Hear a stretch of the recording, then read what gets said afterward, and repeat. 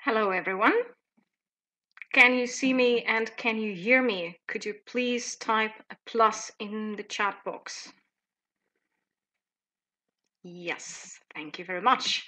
That's the most difficult part anyway. So thank you very much for joining me today for this 3 webinars dedicated to Cambridge Delta. Thank you very much for registering, for your interest, for taking your time to be with me today. I hope it's going to live up to your expectations. And as we wait for more people to join in, I'm going to just introduce myself a bit and say a couple of things about myself. It's very, very hard to talk about yourself so that it will be interesting and not look like boasting. So I picked 6 facts about myself. The fact number 1 is that I gained 3 master's degrees in 3 different countries. So I've studied in Russia, in Czech Republic, and in Sweden. And I have degrees in linguistics, European languages, and bilingualism. What I can say is that it was a truly international experience. So, for example, in Sweden, my academic supervisor was German, my director of studies was a Californian guy, and my co-student was a Scottish guy. So after spending a couple of years there studying in Europe, I can really imagine, I can't think of any nationality I haven't met. And in total, I studied in 8 countries. Some of them were more enjoyable, some of them were less enjoyable. But the most exotic one was definitely the Faroe Islands. If you haven't heard about these islands before, I can tell you that they are located between Iceland and Norway. A tiny group of islands with a beautiful, astonishing landscapes and nature. Can you imagine they have their own language, which I studied for a month, quite exotic language. And then, like, how many languages do you speak? Well, depends on how you count. Yeah. So in total, I counted 10, even though only 3 of them I know at C1 plus level, and there are German, Swedish, and English, of course, well, and Russian as my mother tongue. And even though I passed some exams in all these languages, there are languages when I only remember just a couple of sentences, like the Czech language. I just remember one sentence: "Moje mamo pracuje knihovna," but I had an exam, I passed an exam in Czech. I have no idea how I did it, but it was a long time ago. What I enjoy now a lot is to be a speaker at a lot of conferences, and some of my very, very favorite are Train the English, Skyteach, and Don Elton. I really enjoy being there as a visitor and as a speaker. And I have my VK group, which is called Advanced English with Polini Kordik. I invest a lot of time and energy in it. Now there are more than 10,000 subscribers, 10,400 to be more exact right now. And if you haven't joined us yet, please do, because I post there a lot of free information about teacher development, about exams, about language, about everything. And last but not least, while we are still waiting for people to join us, my CELTA tutor once called me certificate collector.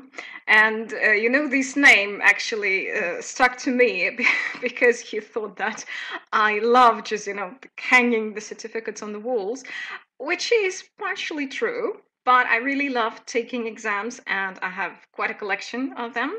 So I passed IELTS, CAE, CPE, TKT, IHCAM, CELTA, and now Delta. And this is actually the reason why I'm here today. So I passed the first module and the second module with merit, and this is why I'm going to tell you about Delta today. So enough of boasting, enough of self-introduction. Let's go to Delta. What is Delta? A question to you. Could you type in your answers to the question? So what is Delta? If you hear this word, what do you think about? What associations do you have with Delta? What could it be? It means more than one thing. Diploma, yeah, delta stands for diploma, that's for sure. Tons of reading, yes. A course how to teach teachers. Yes and no. It's a certificate. How can you become a teacher trainer? Yes, you're all right, guys. Thank you very much. Well, for some people, this is Delta. This is actually American Airlines. Oh, sleepless nights. Oh, that's for sure. So yes, when you say Delta, some people think of these things, yeah, of airplanes and flying to the United States. If you talk to some other people, they would say, this is Delta. The muscles, the deltoids, they are called the deltas. Yeah, that's for sure. But for us, teachers of English, delta is, of course, this. And delta stands for Diploma in Teaching English to Speakers of Other Languages, produced by Cambridge University in Cambridge English Language Assessment. Even though after doing your delta, you do gain teacher muscles and you feel like flying when you finish it after that. So, where is delta and what is delta? Here you see the Cambridge English Teaching Framework. They developed this document and they put all Cambridge qualifications on this sort of table, call it what you want. And above you see, well, the levels of development of a teacher. Foundation at the beginning of the career, developing, proficient, and expert. A couple of things may be very familiar to you. If you look at the second line, you see CELTA, which is actually initial qualification for like those who never taught before, but I believe that experienced teachers can also benefit from CELTA if they haven't been observed in their teaching. TKT might be a very familiar thing to you, and TKT, if you see, it covers a bit more ground than CELTA for a good reason, because TKT has now 5 modules, and these 5 modules altogether stand for much more than CELTA covers. For example, in TKT you have Young Learner Certificate, and CELTA and Delta is mostly about only teaching adults. CELT P, CELT S is not actually widespread in Russia. I don't know anyone who did this. ICELT is this something in between. Oh, hello from Italy. Wow. ICELT stands in between CELTA and Delta. There are 2 centers in Russia where you can do ICELT. It also has 2 modules. And Delta is for teachers who are already experienced, and it helps to develop teacher further from proficient to expert. Below you see EMI skills is a pretty specific thing. It's English as a medium of instruction. It's usually for university teachers. And train the trainer. Well, yeah. Well, how to train somebody who becomes a trainer. Yeah. So Delta is a pretty advanced thing, and takes a lot of time and resources actually. Why do people take Delta? Well, first of all, it's an ideal thing to advance your career. If you've been teaching for a couple of years and you want to develop, but you don't know like where to go, what to do, how to take higher positions, Delta is the answer. So with Delta, you gain an internationally recognized and pretty prestigious qualification that is recognized more or less everywhere. And Delta is good if you want to become a director of studies in Russia or abroad. If you want to move to teacher training, also Delta is a must, I would say. You can also become a mentor for other teachers, and surely you gain a lot of expertise in teaching while doing Delta. what a Delta qualified teacher can do. Yeah, well, this is what you may ask, like, what is so special about it? Like, who you become, a superhuman after Delta? Well, not, of course not. You still are a teacher, but just learn a lot.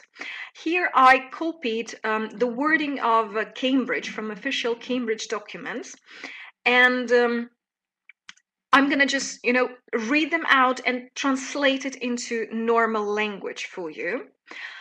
So, a Delta qualified teacher can understand and apply the key principles of syllabus design and course planning. It means that a Delta qualified teacher can develop a course taking into account the level, the specialism, and the needs, the goals, and so on. A Delta qualified teacher understands language acquisition, systems, and skills.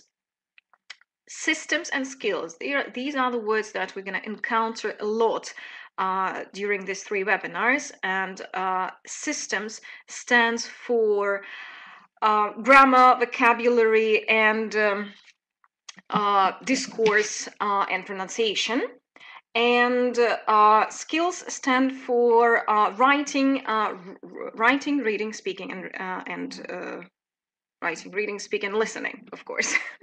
Yeah, and also a Delta qualified teacher understands methodology, approaches, and methods. So you need to know all the historical methods, like, I don't know, audiolingualism, I don't know, suggestopedia, grammar translation, and so on, and also current developments like communicative language teaching, lexical approach, and so on.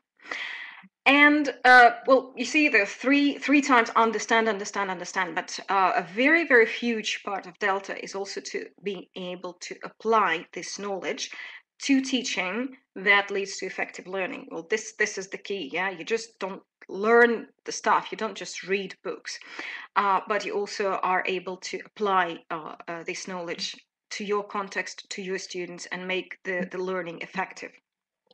Last but not least, you can identify key strengths and weaknesses in your teaching, so you can reflect on your teaching and you can see what sort of things are good, which sort of things you need to develop further as a professional, etc., etc. There are loads of criteria in Delta. A lot of things you should be mindful of, but we won't like to spend too much time on that. Yeah, just one thing I forgot to ask you at the beginning is about questions. Yeah, I believe that we will benefit more if I just go through the presentation and then I'm going to answer the questions, because otherwise I'm afraid I can be, just too sidetracked, and probably when you listen further, you're going to hear the answer to your questions. Yeah, if that's okay. So this is the overview. So this is what we're going to do today and during the next 3 days. So today there's going to be the overview of all modules. I've already started doing it. And then we're going to focus on module 1, which is an exam. And we're going to go through syllabus, modes, exam, structure, tasks. I'm going to give you a couple of ideas how to prepare for this. And I'm going to tell you about my own experience, of course. On Wednesday, we're gonna discuss module 2, and on Thursday we're gonna discuss module 3, and we're gonna have an extended Q&A, questions and answers thing. So today will be probably longer. Wednesday would be a bit shorter, I expect, because well, today I have to introduce the whole thing and then just talk about module 1. So. In a nutshell, Delta has 3 modules. Module 1 is called Understanding Language Methodology Resources for Teaching, and it's a written exam. So you prepare for this exam, you take this exam in an exam center, and you get a certificate for that. Module 2 is called Developing Professional Practice, and practice is the key word here, because this is module when you're teaching, so what you exactly do in the classroom is assessed and observed. So it means that there is somebody else in the room, like the assessor or your tutor, who looks at your lessons and gives you feedback on that. And you also do a lot of like writing, some assignments and so on. And module 3 is sort of thesis. So you write a longer written piece of work, and you specialize in particular area, and you develop a course for a specific level and specific purpose. And these are a couple of things you may need to know about Delta. All these 3 modules taken in any order. So you can start with module 3, for example. But there's really sense in taking them 1, 2, and 3. Yeah, and so for example, I took the first one, the second one, and now I'm doing the third one, and I really see the sense of it. Yeah, so it's not for the just for any abstract reason they decided to do it. It's like 1, 2, 3. It can be taken online, face-to-face, or blended, so sort of both. It can be taken part-time or full-time, but actually Delta is meant for practicing teachers, so usually you don't have to stop working for doing it. Yeah? Only, well, if you just wish so and you go to a center in summer and take Delta there. Language requirements, usually it's a minimum of C1 plus or C2. You are not required to show any certificate when you apply for Delta, but the experience tells me and other people that C2 is the level that you really need to be at to sort of be more or less confident. And as I said, Delta is for practicing teachers, so you are expected to have some experience in teaching already. It's hard to really like judge how much experience you need to have. It's really hard, but people usually say around 600 teaching hours or 2 years post-CELTA, at least 2 years. A very frequent question people ask, is it possible to take Delta if you haven't taken CELTA? The official answer is yes, it's possible. If you ask me personally, I wouldn't recommend that for the reason that it can be just too challenging, because particularly when we're going to talk about module 2 on Wednesday, so there is this assessed and observed teaching. Yeah, so you need to have this like understanding of how does it feel to be observed. And there are possible grades. You fail if there are less than 50% completed. This is pass. This is, by the way, for module 1. Yeah? Module 1, you pass if you have 50 to 65% of all the answers right. Merit if you have 65 to 75%, and distinction if you complete 75 to 100% of all the tasks. And this failed, pass, merit, distinction are grades for all the modules, but the exact number of points is different. Yeah, so in Delta 2 it is stricter, and on Wednesday I'm going to show you exactly. So let's finally move on to module 1, yeah, and look at the syllabus, modes, and the exam. What is it? Module 1. It's a written exam. So you register at an exam center, Cambridge Exam Center, just like you may have done for, I don't know, FC, CAE, CPE. And you go to the center and you write the exam. You write it for 3 hours, an hour and a half for a break, and an hour and a half. In Russia, I particularly checked it, you can take this module 1 in Moscow, St. Petersburg, Rostov-on-Don, Yekaterinburg, Kaliningrad, Volgograd, and Ulan-Ude. So check out the centers in these cities, and there you can register for the exam. The dates are usually 2 times a year. It's the early June and early December. And you can prepare for module 1 either on your own, which is the most affordable thing, but one of the most difficult, I believe, by consulting an expert teacher, and I'm going to tell you more about that, and by taking a preparation course, which is the most expensive thing, but also very effective thing. I'm going to tell you about all these like ways of preparing for Delta for sure. What is it about, actually? What do you learn when you prepare for this exam and when you take the exam? Again, here are the Cambridge wording that I'm translating to you into simpler language. theoretical perspectives on language acquisition and language teaching. So a Delta candidate knows theories, most frequent theories of second language acquisition, and sees the connection between theories and the practice of teaching.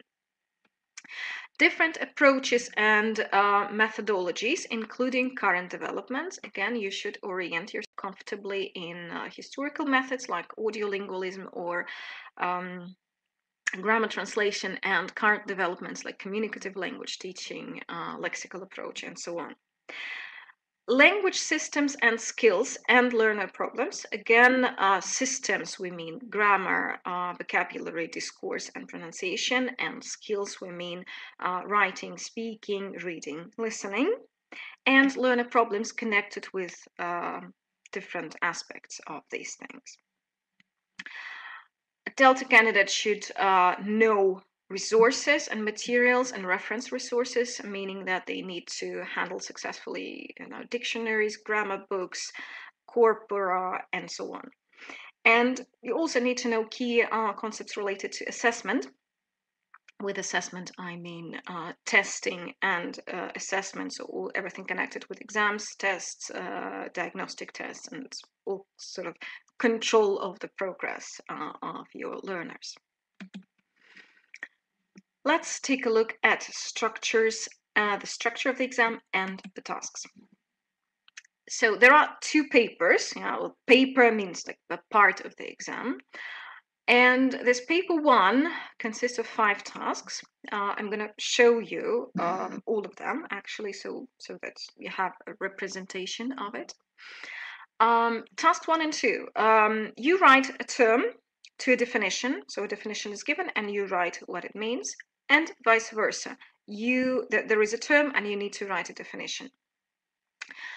Task 3 is about analysis of ELT published material. So you have a part from a course book, for example, and you need to say what sort of skills learners need to cope with the task successfully. Task 4 is about giving feedback on students' writing or speaking performance. This is one of the most useful tasks in Delta, in my opinion, because you have a piece of writing, an essay from a student, for example, or a transcription of their speaking performance, for example, and you need to highlight positive and negative points. Very, very useful, actually, for a practicing teacher. And task 5 is about analysis of linguistic features of an authentic text. So you are given an article, for example, and with authentic text, we usually mean texts that were not produced for the sake of learning. So newspaper articles and so on. So all these things are authentic texts. And now I'm going to show you all of these tasks, because now I think you can hardly imagine what it looks like. And I show you these tasks just for you to have a representation of them. I don't want you to feel intimidated anyhow. So it was absolutely not my goal. It's just for you to sort of realize what it is about. So this is task 1. So you look at these definitions and you think of a particular term for these definitions. I'm going to give you a moment to read. If you know what are these terms, write down in your chat box.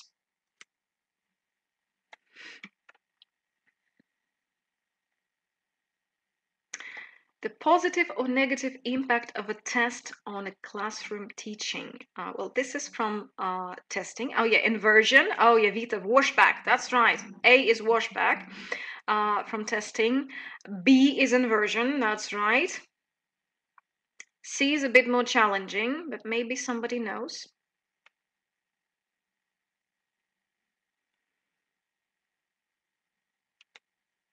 This is from second language acquisition theories, and this is called universal grammar, which was developed by Noam Chomsky. Attitudinal meaning, D, is what we call connotation. Okay, so you can imagine what it is about. And then vice versa, we won't do that. I won't ask you to write the definitions, but these are the terms, and you need to imagine what it is and write in your own words. Of course, you need to write down definitions. Well, I think a collocation, everybody knows what a collocation. Adjacency pair is a bit more challenging. Adjacency pair is basically when I ask, how do you do? And your answer, I'm fine. Yeah, so there's like two phrases that are usually go together. Structural syllabus, word family, and so on. You give definitions. This is task 2. Task 3. This is a task from a course book, and they always mention the level of students or the level of the task. It's for pre-intermediate. And this is asking, in groups, talk about your childhood memories. And what you need to do here is to think about particular language features and skills that your learners need to be able to have or master to complete this task successfully. Any ideas of what they may need, if you have any? So you see there are in the bullet points, there are 2 suggestions, yeah, like back channeling and responding to other contributions. Oh, really? Yes, I did that too. Well, this sort of thing, yeah. Or verbs and nouns relating to childhood activities. Swimming, yeah, past tenses, that's for sure, yeah. Yes, these sort of things. And you list the points, yeah, and this is your answer to this task. Used to, yes, turn taking, a vocabulary for emotions. Yeah, exactly. Thank you very much. Task 4. This is, as I said, one of the most valuable. So here you see the task for the student. Yeah, so this is what the task that was given to the student. It's a report. And on the next page, well, I haven't copied it because it would take us too much time to analyze.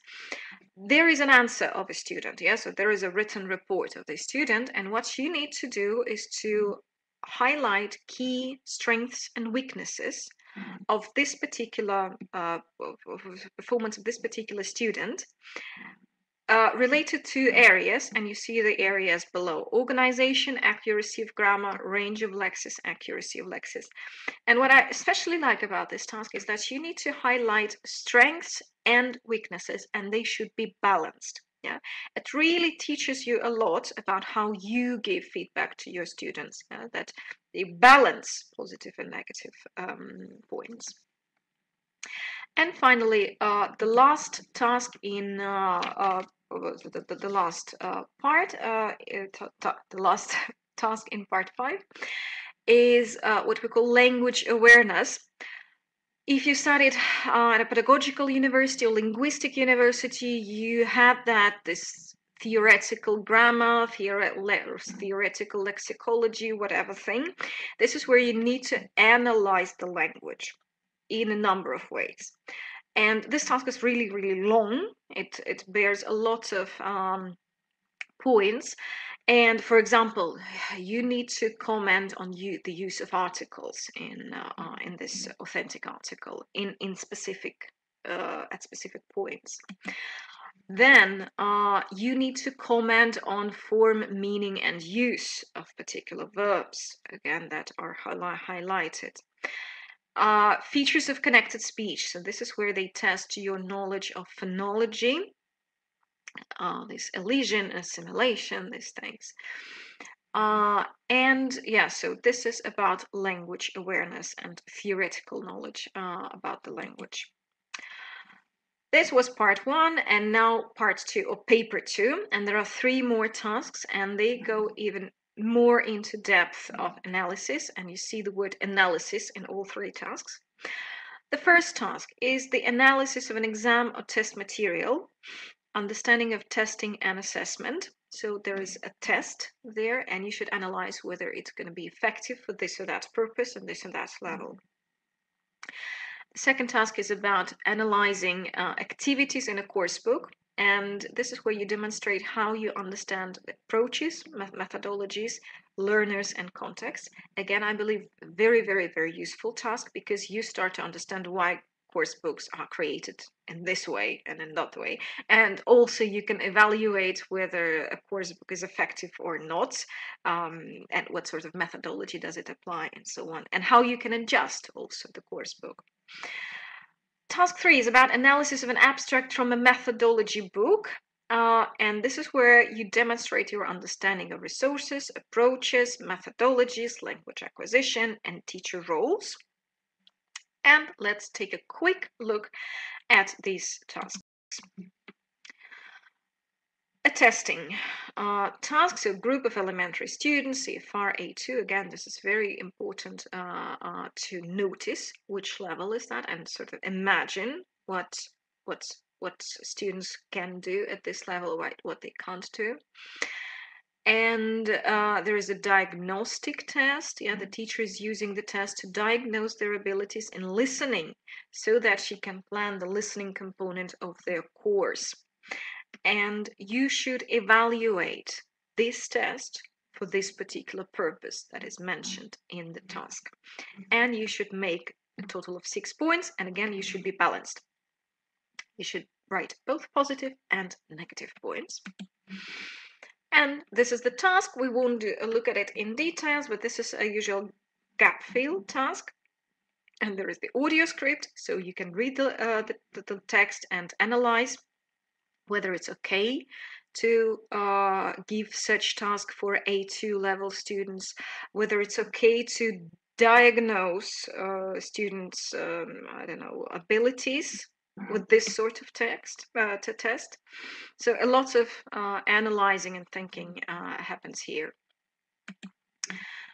The next task 2 is the one where you analyze the course book. And this is what I mentioned is a very useful one.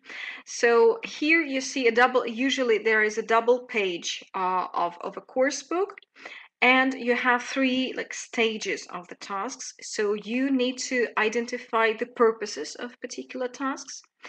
And you see they give you the exact exercises in the book. Then you need to comment on 6 ways in which the exercises listed in the box combine with the exercises discussed. Yeah, so how these exercises are connected with the previous, yeah, in section A.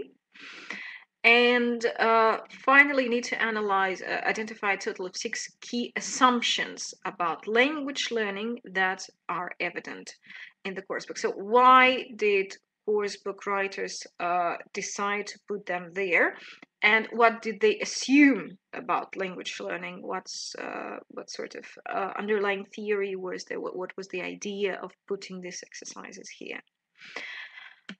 This is just an example of a double page. It's usually some published course books, and you need to look carefully at the tasks and what exactly do they ask you in the task. And this is the exercise that you need to analyze. A very, very useful task, by the way. You look differently at course books when you practice it. And finally, task 3. There is a very short abstract from a methodology book. Look at in the box.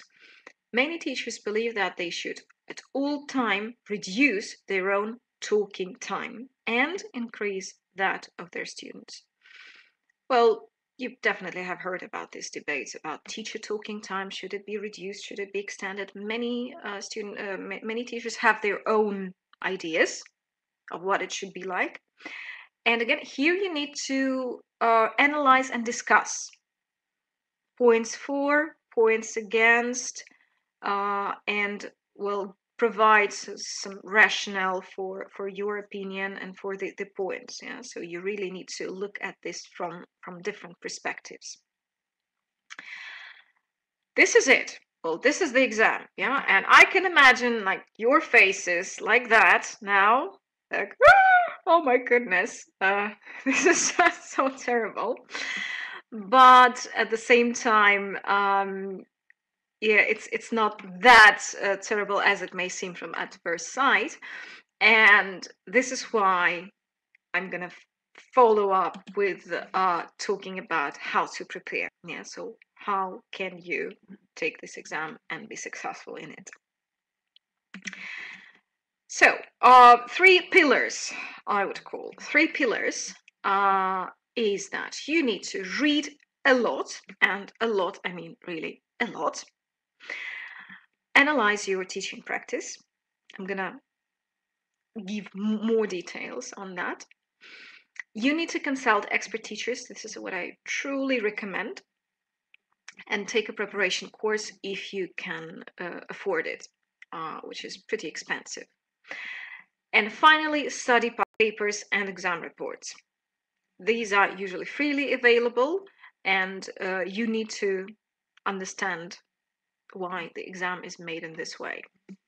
So, about reading a lot and analyzing your teaching practice. What to read? This is the question about to be or not to be for Delta 1 preparation, because the official Cambridge reading list contains 40 items, really 40 items. When I first looked at this, and I thought that, okay, I'm gonna read it till I retire.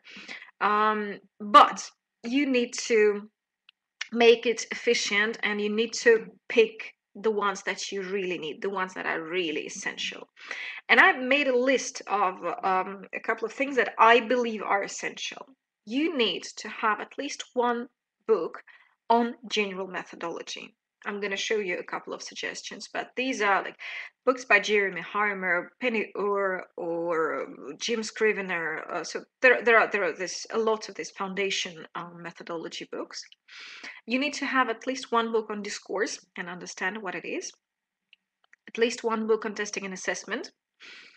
On language awareness, remember this fifth task in the first part where you need to analyze a lot of language. Well, even if you had this at university, I totally recommend to refresh your knowledge, because you think that you remember, but in fact you already forgotten. It very often happens. And you need to read something on a history of approaches and methods. And you also need to have a lot of reference materials like grammar books, dictionaries, and so on.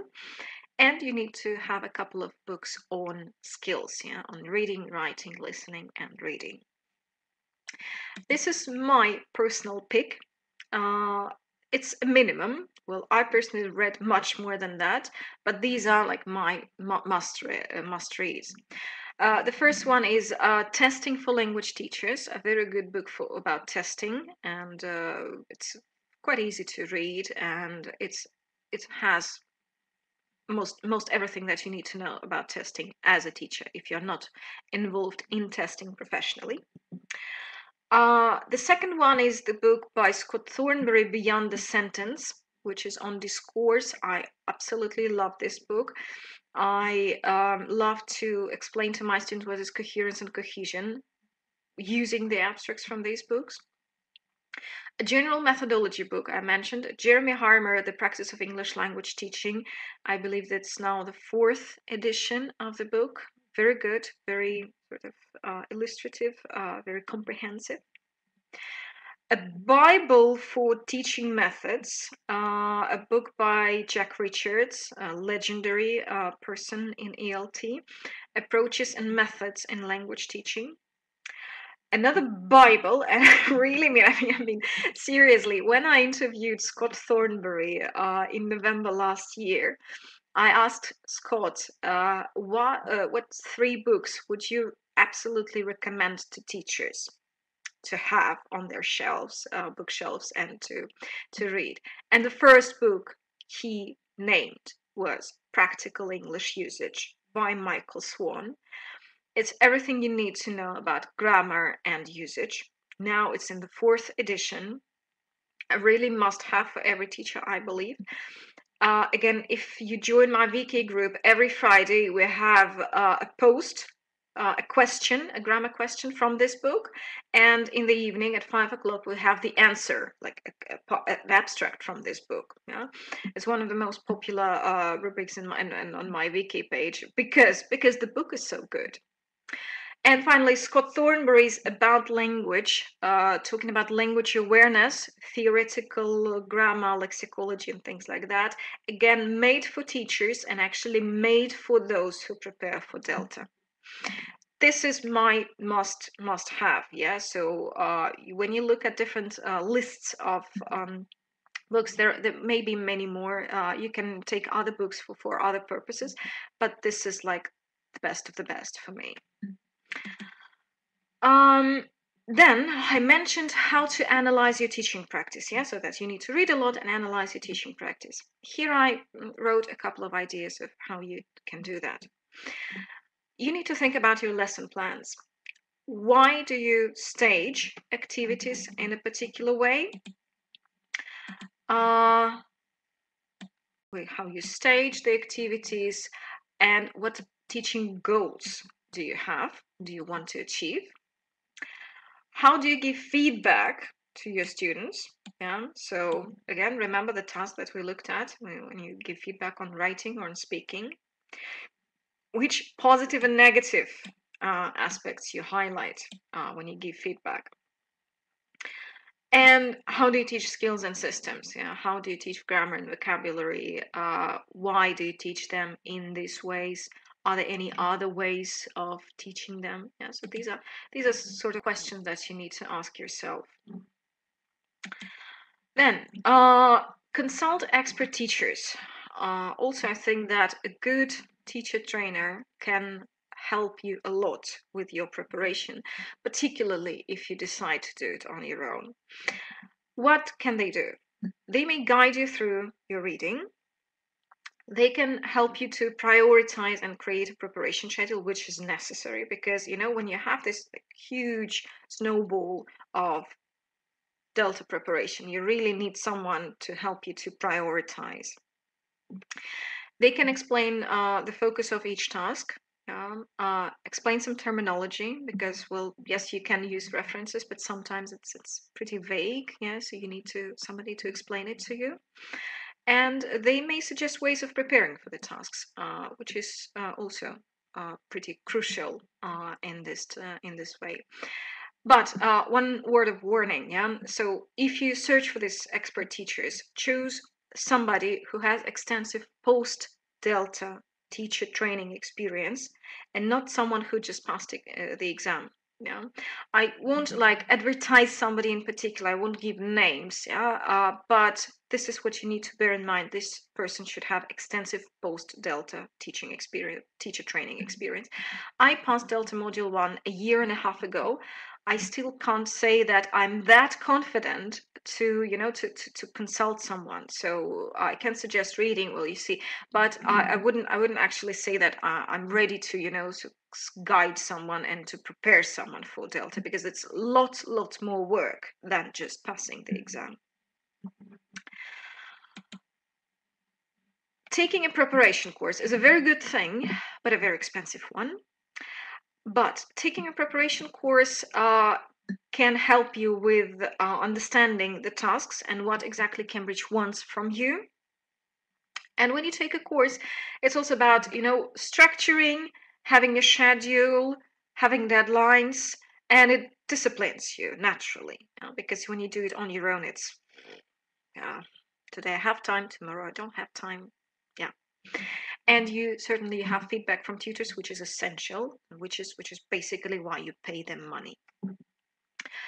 Only courses is often not enough, and this is why I sometimes hear about people who took a course but failed the exam because they were sort of overconfident and they didn't really do all the work that was needed to be done during the course.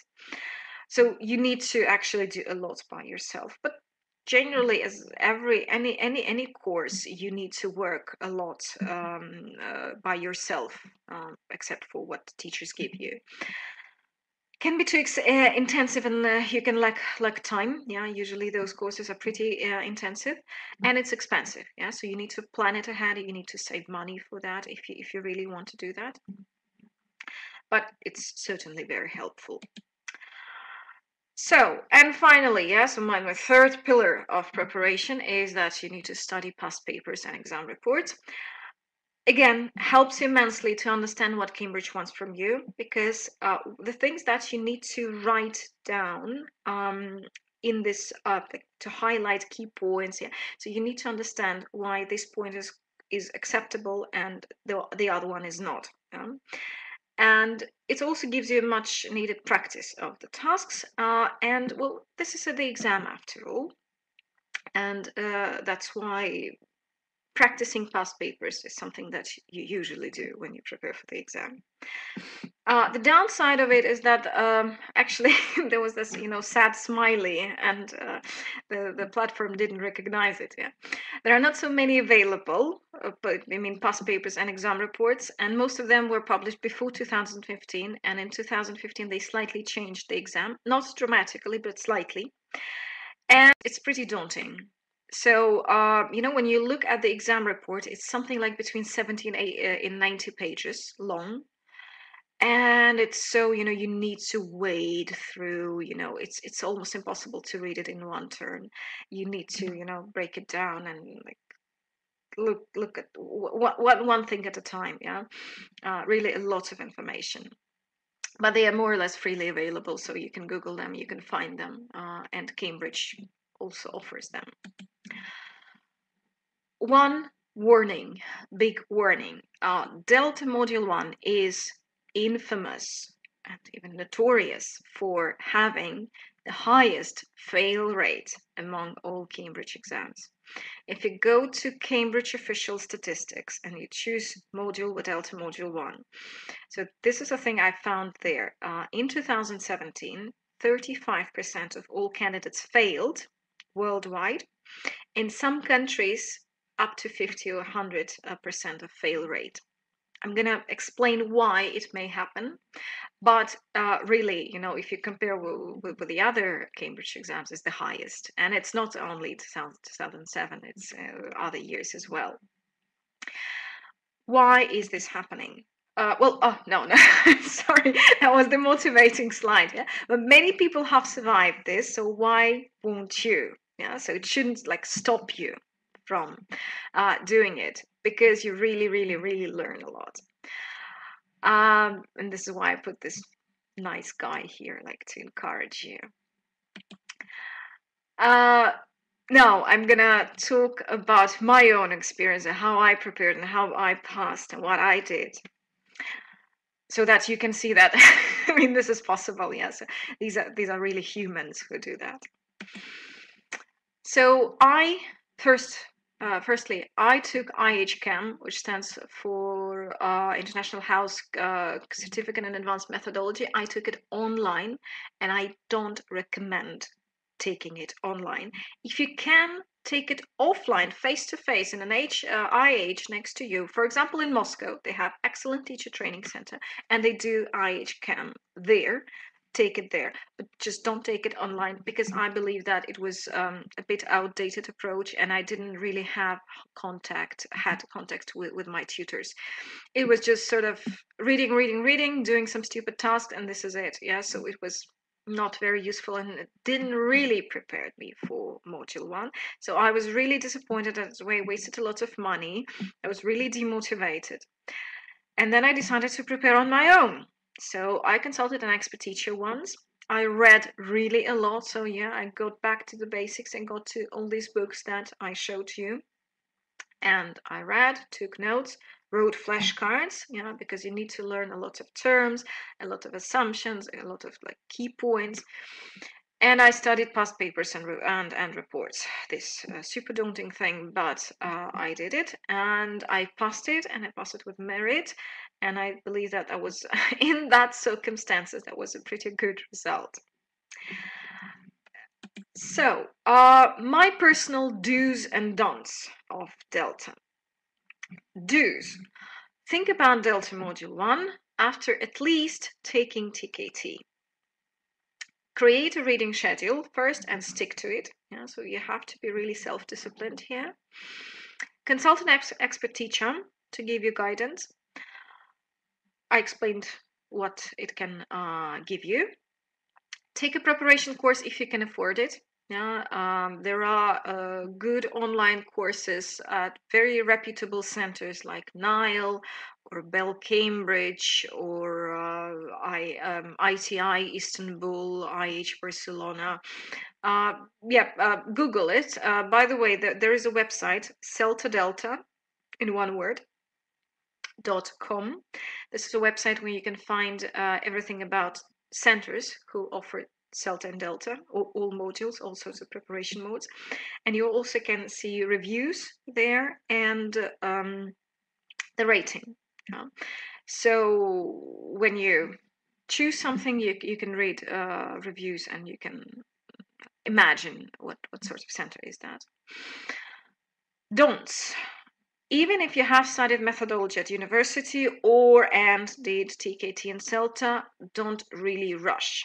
Because after taking CELTA, I thought, and after having, this degree in linguistics, I thought, well, come on, what else? I don't know. Like, it should be very easy. It's an exam. It's a written exam. But overconfidence is your main enemy. And this is, I believe, this is why they have such a huge fail rate, because people are overconfident with, come on, this is just a written exam. Yeah, well, I can write. I have so much experience, and yeah, so why bother? No, so overconfidence is your main enemy.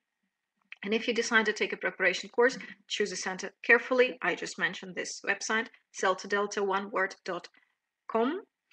Go there and pick your center. I don't compare prices, look for deadlines, applications, and so on. So, if you feel like this lady after listening to me, I invite you to my other webinar, which is called CPD Roadmap, after which you will understand what sort of qualification you may need, how you can create your teaching specialization if you really don't know yet where to move on, and how can you carve a niche.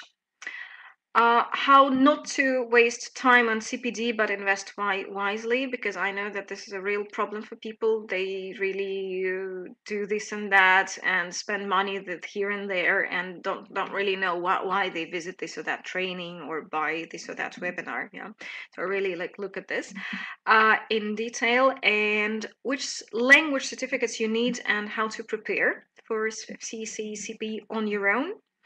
And 5 key habits for successful language improvement. So these are the main things that I cover. There are lots of other things. If you are interested, this is this link that you go to, and you can apply a promo code. And this promo code is particularly for people who visited the webinar today. So for you. And if you apply, you're going to get a discount. This is the link, yeah, and this promo code Skyteach is valid till 14th of April. Okay, that was my 1 minute of advertising. And before we move on to questions, we have a contest with beautiful prizes, nice books. I'm gonna announce them a bit later. And there are 2 ways you can win a book. The first book gonna go to a person who's gonna ask the most interesting question. I'm gonna choose, and it's a difficult task to choose, but I'll do my best. And the second thing is about continuing the sentence. I'd like to take Delta because. So you can continue the sentence. My colleagues from Skyteach, they're going to tell you where you have to post it a bit later, I believe. But for now, just basically start thinking about continuing this sentence. And later you're going to enter the contest. I think that this is it. Thank you very much for being with me on this first webinar. Again, my VK group, vk.com/Polina English. Join if you haven't yet. And I'm going to listen to your questions now. Thank you very much. So write down your questions if you have any. Thank you so much.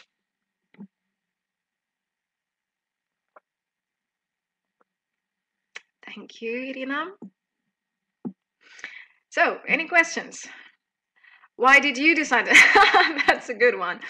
Well, actually, I work with teachers. My context of teaching is that I prepare people for CE and CPE, and my audience are teachers.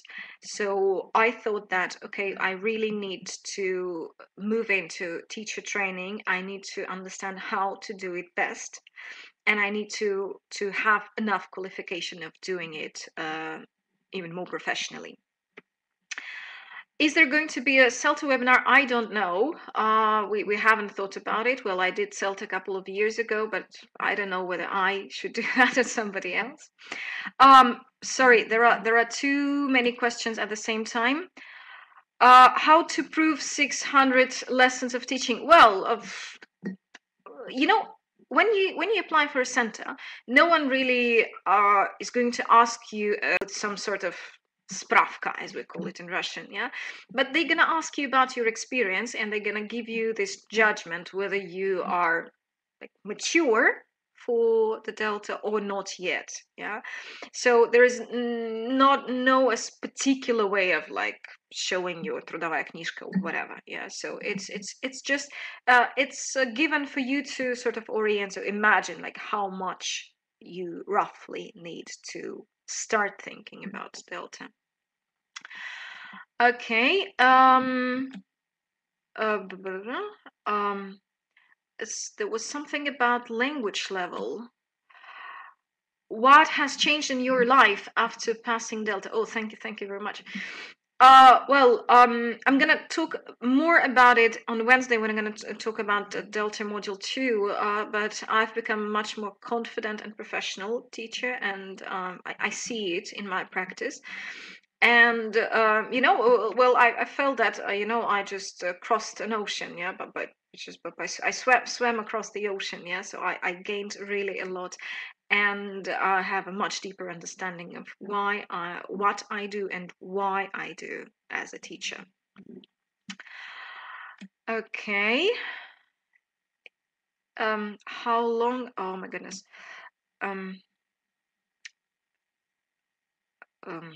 No, I don't see any questions. Thank you. How long did you take to prepare for Delta 1? Well, as I said, I did this IH camp for 5 months, and then when it ended and I realized that it wasn't particularly helpful, I started my preparation in late August, then September, October, November, 3 months. At the beginning of December, I took the exam. So they were really like 3 very intensive months of preparation. Okay. Shall I receive CELTA first before Delta? Well, as I said, it's not required, so nobody gonna ask you particularly, except for some centers ask people for taking CELTA before Delta. But why I believe it's good, it's because in CELTA you have 8 assessed lessons. You have a lot of teaching practice, and you're being watched by your tutors, and you're being given feedback from your tutors. And this is, you know, this is a very particular specific experience of being observed, of being assessed by somebody else, because you need to get used to that, because otherwise in Delta it might be very, let's say, painful. Yeah, so you need to accept criticism, you need to accept suggestions for improvement. Yeah, and that's why I think that during this month of CELTA you really learn that. Yeah, you learn that you feel in a particular way when you're observed, you're more comfortable, and that's why it can be much less traumatic and challenging when you do Delta 2. Well, this is a huge benefit of taking CELTA before.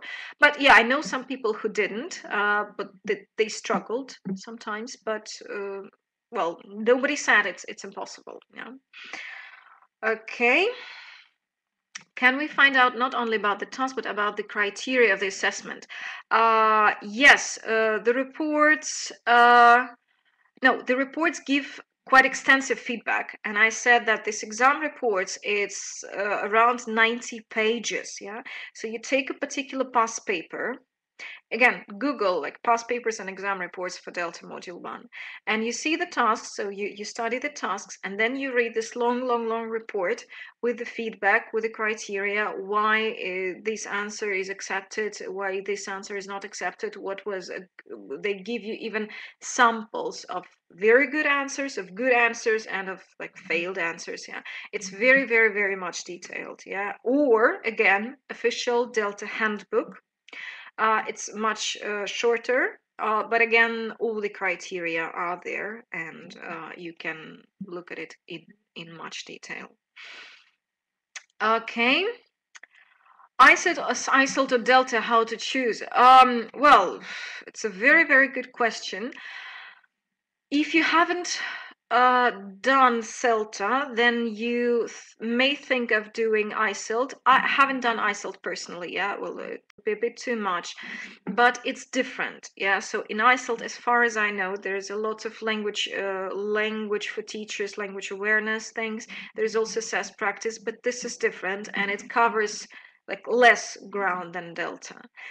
I think that you need just to study the handbooks, study the Cambridge official webpage, and maybe consult some ISILT tutors and some Delta tutors, and to decide what is better for you personally. Oh, thank you, Natalia Zakharova, that it's a good motivator. Question, can you do all modules online, or is it only on set? Is it useful if you're not planning to become a CELTA trainer? Well, you can do all modules online, but module 2 is the practical component, and on Wednesday I'm going to explain how exactly you can do it like part-time online. It's possible when you have a local tutor. A local tutor is somebody living in the same city as you usually. Is it useful if you're not planning to become a CELTA trainer? Well, that's for sure. Well, if you want to become a CELTA trainer, that's a must, yeah? But if you ask me, for example, I have like absolutely no idea and not an ambition of becoming CELTA tutor. It's not really my thing. So Delta gives you much more than just the opportunity of becoming a CELTA tutor. Is there any other are there any other questions?